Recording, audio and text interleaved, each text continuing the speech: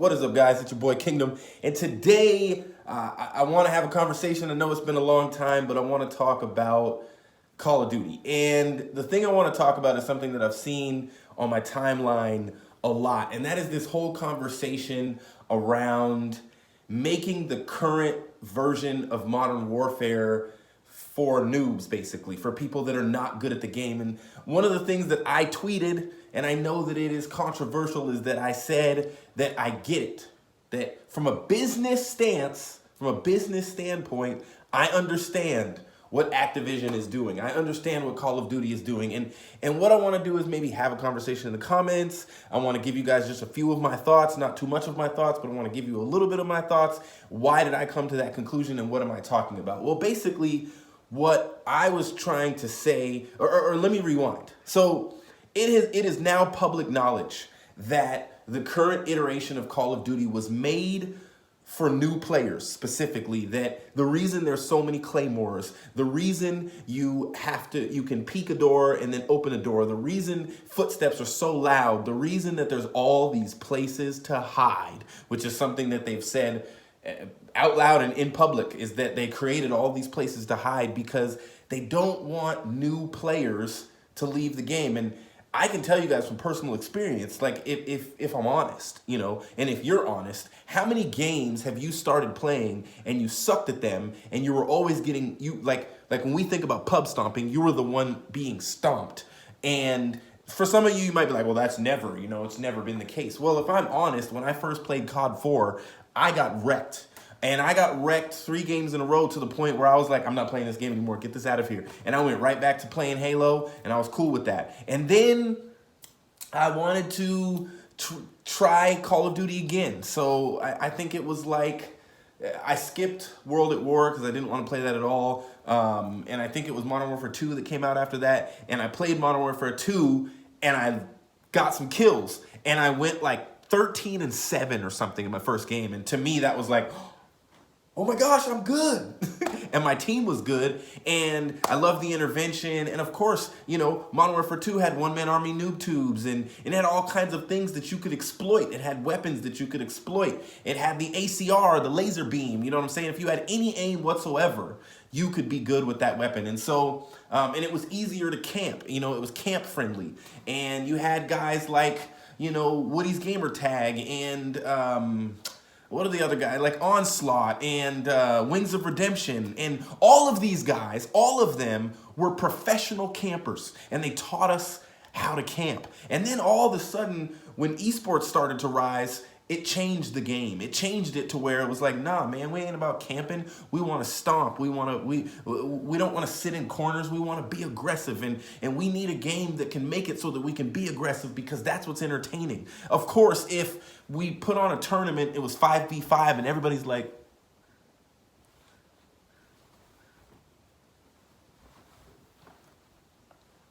but nobody's shooting at each other and there's no combat. Like, one of the things somebody said the other day is they said in Hardpoint for this game, there's a lot of interactions. And we may see a game that is reminiscent of Advanced Warfare, where people were putting up like 60, 70 interactions a game. It was ridiculous. And so we may see some of that in this game, because with the way that the weapons worked out and the way that the game works out, you die a lot and you see each other a lot, and the time to kill is fast with that M4. And so I guess the reason I'm saying I get it is because, honestly,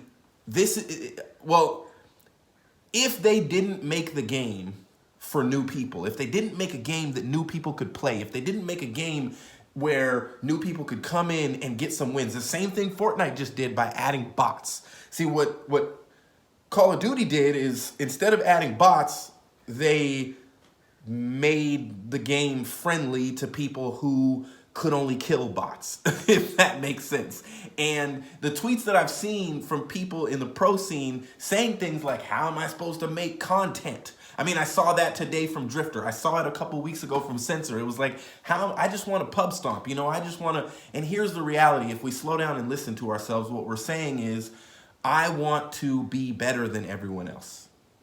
and you made a game that makes it to where I don't have as much fun because it's not as easy for me to just sit back and kill people and run around all the corners I want to run around and just win all my gunfights. I actually have to go slow and play, oh, please don't hurt me. Please don't hit the dislike button.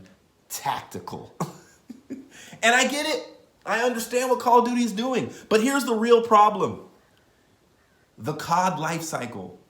When you create a game that comes out every single year, you have to win new fans every single year. Call of Duty has to go after new fans every year because every year some old fans drop off because the game is just not something they like.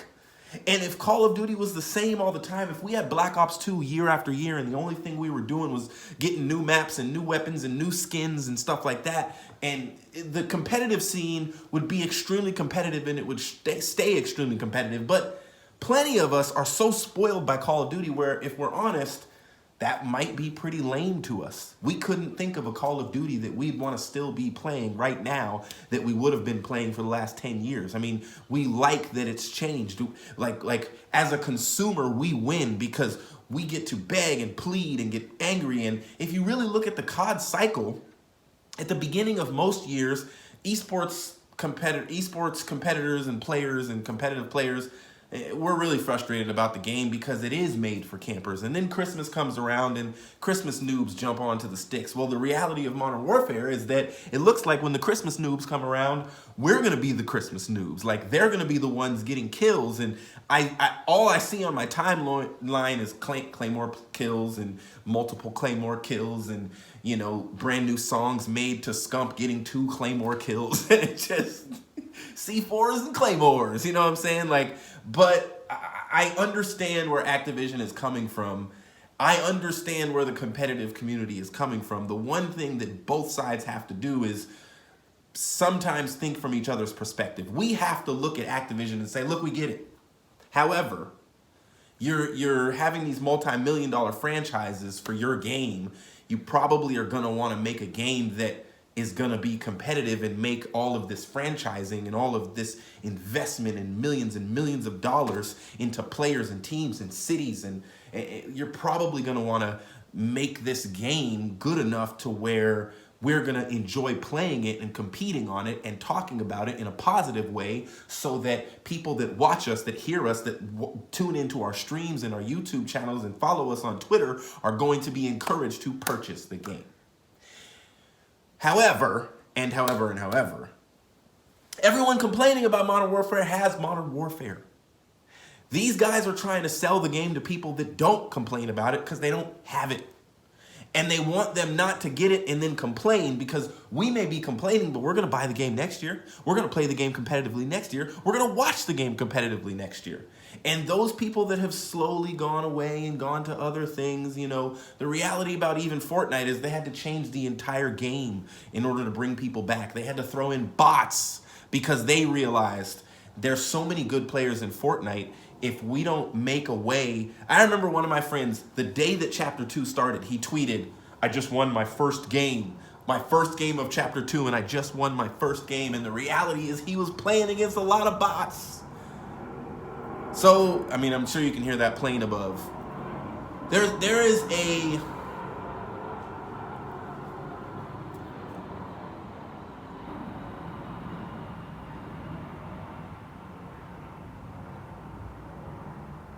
While the plane passed, it let me gather my thoughts.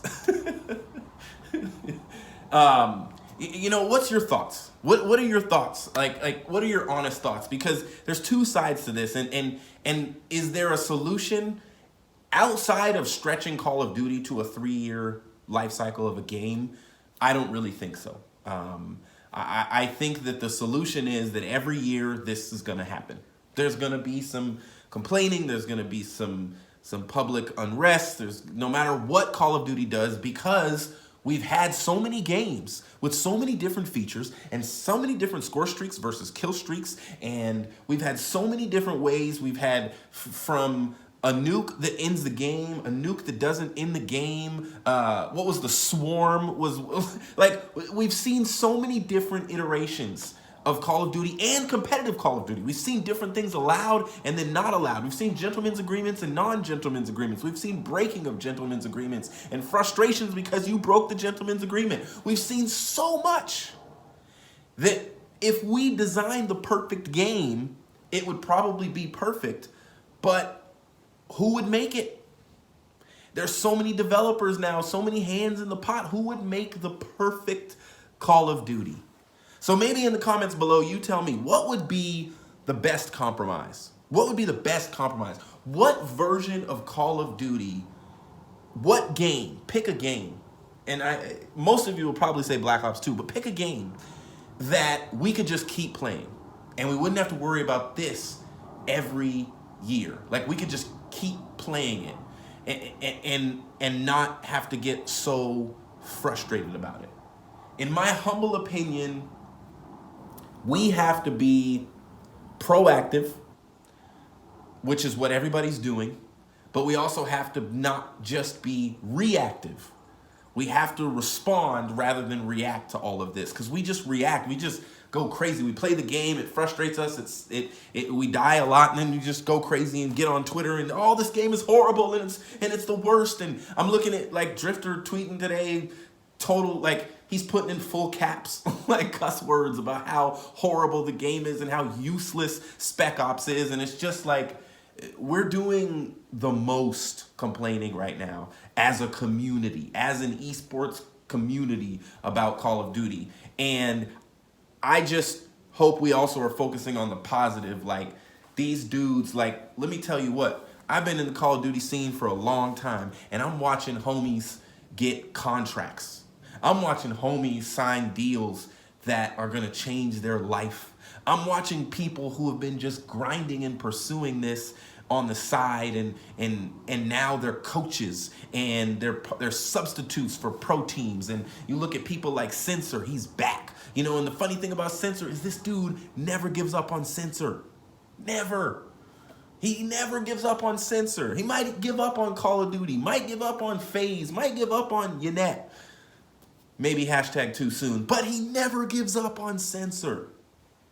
And I think that's the attitude that we need to approach all of this with, is like not give up on our own ability and our own way, our own ability to figure this out. Like the competitive Call of Duty community has always been able to figure the game out and to make it as entertaining as possible. Even if, you know, the funny thing is, like a lot of people back in the day, they hated Ghosts. They just hated it when it was out. But so many people reminisce about playing Search and Destroy on Ghosts. And there's things and aspects about the game that they remember. Like, you know, and people that meet me, a lot of the people that follow me that are subscribed to my YouTube channel, oh, I subscribed back in the Ghost days. Those were the days when they subscribed, you know, when the Sticks was on and all that. Like, the COD life cycle, and the fact that we keep having to get a new game and a new game and a new game and a new game, it gives us these false hopes and these false expectations that every year we're gonna get the perfect game. And some years we get a game where it's just like,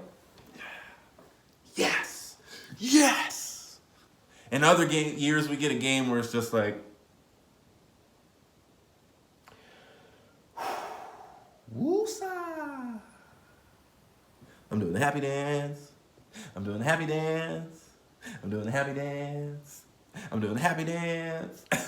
But let me tell you this. There's a guy that announced today, Jack Courage, is going to be streaming exclusively on YouTube. There's a whole bunch of people that I follow and that follow me on Twitter that have been signing contracts and talking about teams that they're on. You know, I'm looking at what people are doing. You still got veterans like J-Cap and Ake still in the league grinding it out. You got Merc casting on the desk. You got like all of this is happening.